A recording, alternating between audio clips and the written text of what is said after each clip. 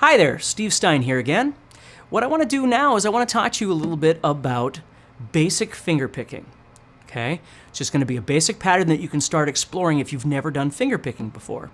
And for this basic finger picking pattern, we're going to be using our thumb, we're going to be using our first finger and our second finger. We're going to use those three. Okay? Here's what we're going to do. We're going to make a D chord with our left hand. So hopefully you've done D before. You're going to take your first finger and place it on the third string, second fret. You're going to place the middle finger on the first string, second fret. And then you're going to place the third finger on the second string, third fret.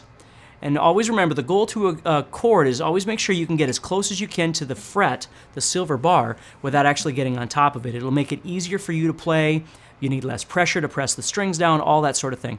So think about where your shoulder is, think about where your elbow is, and certainly think about where your wrist is. Don't have your wrist, grabbed up like this. Keep your wrist down a little bit so you can get your fingers, I always call it, cat's claws, where you curl your fingers around a bit more. So when you're playing, you can miss the strings underneath. So you make sure that each one of your individual fingers are only touching the string that it should be on. That way you get nice, clean chords, instead of that sort of thing when you try and play. You got to get on those fingertips. So be very strategic about the way your arm is sitting, about the way your wrist is sitting, and certainly about the way the fingers are curled when you grab onto that guitar. If you're back like this, you're going to start touching everything. You got to curl up a little bit. So, finger picking. What we're going to do is we're going to use the bottom four strings, which is the D chord, and we're going to use these three fingers. You're going to use the thumb, first, and second fingers. So the way you're going to pick this is what I refer to as picking toward the floor. And what you're going to do is you're simply going to pick the fourth string with your thumb, the third string with your thumb again. It's called double thumbing. A lot of people call it that. And then the second finger, the first finger is going to go on the second string. And then the middle finger, is going to go on the first string. So you have thumb, thumb, first, second fingers. Thumb, thumb, first, second. Now before you try that, what I want you to think about here is when you're making a finger picking pattern, kind of think of it like a thumbs up. Okay? So what I'm doing is I'm coming across the guitar like this. I'm not sitting like this. I'm sitting more just kind of parallel with the guitar like this. Okay?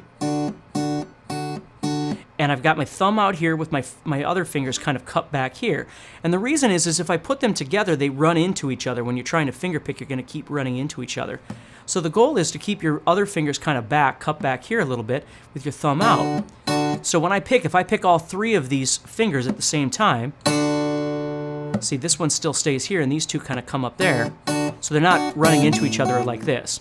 So what I'm going to do is I'm just going to kind of try and flow through here going thumb, thumb, first, second.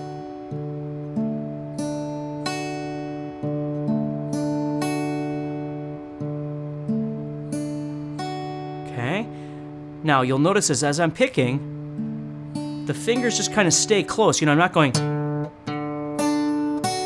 like that. They're staying close to the string, so when I need to come back, they're already there. They're already ready to go. So your fingers are just sort of recoiling and getting back to the spot that they were in to get prepared to do the picking again. Okay? And again, speed has nothing to do with this. It does not matter how fast you do it. What matters is how well you do it. And the reason that that's so important is because if you can do it really well, chances are you can do it quite fast. It's never the opposite, and I spend more time with students trying to get them to understand that. If you can make something of quality, it doesn't matter how many things you know. What matters is you know some things and you're really good at those things, because then you can develop some more things and get really good at those. Otherwise, you have a slew of ideas and you really don't know how to use any of it, or none of it really sounds very good, which is one of the reasons why people look for videos like these, is trying to figure out how to make something sound better, how to make them understand it a little better. So please remember that. It's not how fast you can do it, it's how well does it sound. If the chord isn't working, that's not the right hand's fault, it's the left hand's fault. You got to go back, you got to figure it out, and you got to rebuild it. Figure out what's going wrong. Is it your wrist? Is it your shoulder? Is it the placement of your elbow? Are your fingers touching the wrong strings? Whatever it might be, you have to just kind of slow down and concentrate on that. Think about the finer things and then figure out what's happening there and then build it. Because it's not that you can't do it. That's something that I hear quite often too. It's more what's going wrong and how do you fix it. So we got our chord, we've got our picking pattern here. The other thing I want you to think about is the placement of your pinky on the guitar. okay? Some people like to brace their pinky down onto the body of the guitar, or they'll kind of grab onto the first string, which in this case really won't work because we do have to pick that first string. So if we were grabbing onto the first string with our pinky, the string wouldn't work. So we got to scoot back a little bit with that pinky laying on the guitar. Okay? And the reason you're doing that is it's kind of like writing with a pencil. When you write with a pencil, you brace your palm down, or this side of your hand, I should say, the karate chop side of your hand. You put it down and you write with your fingers. You know, you don't write up in the air like this. Okay? Well, we can't set the palm down because we'd be laying on the strings, and that causes a whole other story that we're not going to talk about right now. Okay? So what you can do is use your pinky to grab on. That sort of stabilizes the movements of your hand. See how I'm kind of grabbing on there with my pinky?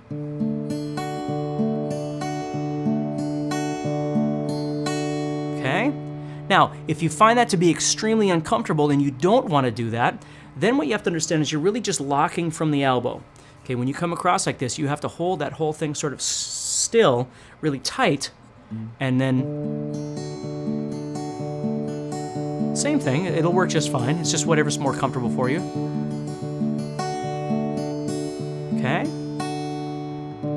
So for now, don't worry about a bunch of other chords and things. Just use D, and the reason we're using D is because we have 4 strings that we can play that are adjacent to each other. And I can just flow towards the floor. So 4th string, 3rd string, 2nd string, 1st string, 4th string, 3rd string, 2nd string, 1st string. Just over and over and over. Don't worry about how fast I'm playing it. I'm just trying to show you the example of it. What you're trying to do is get comfortable with whether you're going to use the pinky, using these fingers to pick, whether you're going to be, you know, tightening up from the elbow, trying to put your chord in the right place next to those frets, all of those sorts of things. And again, I can't stress to you enough, it's those things that you really want to work on, because once you get good at that, the rest of it all falls into place. So good luck with that. I will talk to you soon.